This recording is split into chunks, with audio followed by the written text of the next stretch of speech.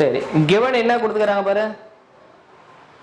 A and B வந்து பாத்தீங்கன்னா A and B 5 by 5 real matrix with A square B square. A and B ஏதோ ஒரு 5 by 5 matrix, ஆனா ஸ்கொயர்ல ரெண்டு equal ஆயிடுது. அப்படி இருந்தா either A equal to B or A equal to minus B.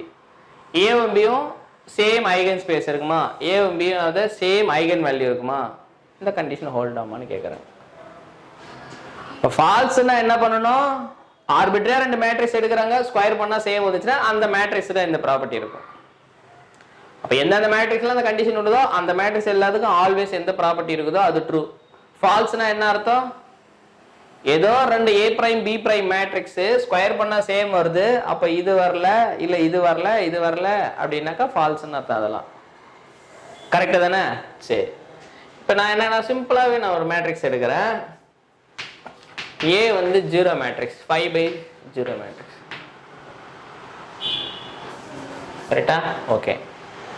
அடுத்து B வந்து பார்த்தீங்கன்னா 0 0 0 0 லாஸ்ட் என்ட்ரி மட்டும் 1 5 by, மீதி எல்லா இடமும் 0. அது எப்படி போட்டுக்கிறோம், ஐ எம் வெரி லேசி, அதனால இப்படி 8 நான் லாஸ்ட் என்ட்ரி மட்டும் இது.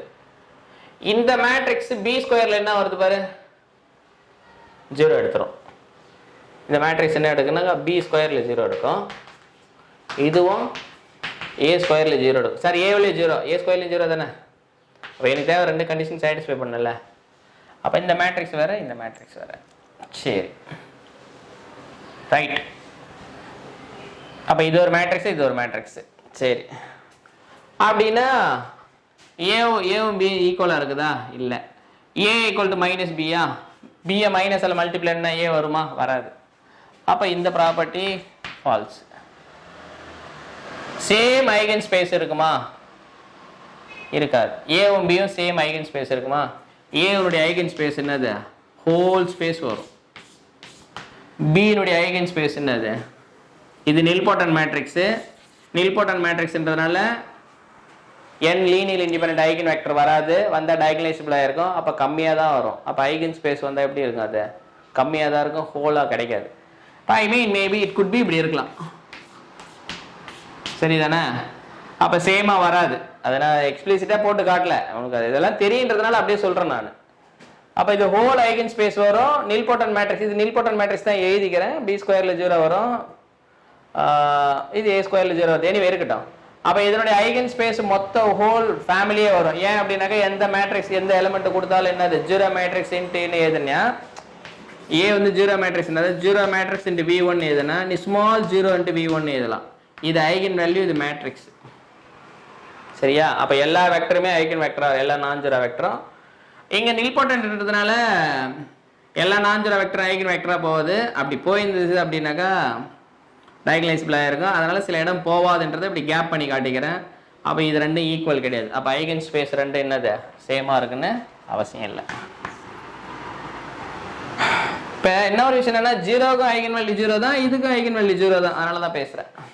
சரி, இப்போ A and B are the same eigen value. அப்ப இந்த மேட்ரிக்ஸ் வந்து சப்போர்ட் பண்ணுது. இதுக்கு ஐகன் வேல்யூ 0, இதுக்கு ஐகன் வேல்யூ சப்போர்ட் பண்ணுது. சப்போர்ட் பண்றதுனால இந்த ஏபிக்கு சப்போர்ட் பண்ணுது, வேற எந்த ஏபி எடுத்தாலும் சப்போர்ட் பண்ணும். அப்பதான் நம்ம ட்ரூன்னு சொல்ல முடியும், சரியா? அதுக்கு ஃபால்ஸா இருக்குன்னு தோணுது. அதனால A equal to identity, B equal to minus identity. ரெண்டு A ஸ்கொயர் ஈக்குவல் டு என்னது B ஸ்கொயர்ல ஐடென்டி வரும், சேமா வரும், கண்டிஷன் சாட்டிஸ்ஃபை பண்ணுது. இது எல்லா ஐகன் வேல்யூ 1 1, எல்லா ஐகன் வேல்யூ -1 -1. அப்ப ஐகன் வேல்யூ சேமா இருக்குன்னு அவசியம் இல்லை. உடனே போவாது சார். அப்ப இது எடுத்தோம்னா இந்த ப்ராப்பர்ட்டி ஹோல்ட் ஆகுமே. ஒன்னு ஏவும் பியும் சேமா இருக்குல்ல, A ஈக்குவல் டு மைனஸ் பியா வருது அப்படின்னா இதுக்கு ஹோல்ட் ஆகுது, இதுக்கு ஹோல்ட் ஆகல. அப்ப ஜென்ரலா இது ட்ரூ கிடையாது. இப்படி நான் எடுத்தேன் ட்ரூ சப்போர்ட் பண்ணுது, நீ இப்படி எடுத்த சப்போர்ட் பண்ணல. அப்ப ட்ரூனா நீ எடுத்தாலும் ட்ரூவா இருக்கணும், நான் எடுத்தாலும் ட்ரூவா இருக்கணும். அப்பதான் அது ட்ரூ ஸ்டேட்மெண்ட், கரெக்டா? சரி, ஸோ அதனால சி ஆப்ஷன் போயிடுச்சு. What about D option?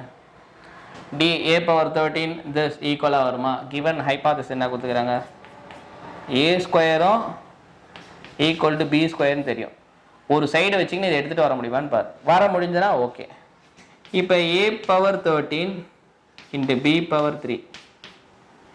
இப்போ a power 3 into a power 10 அப்படி எழுதலாம் இன்ட்டு b கியூப்.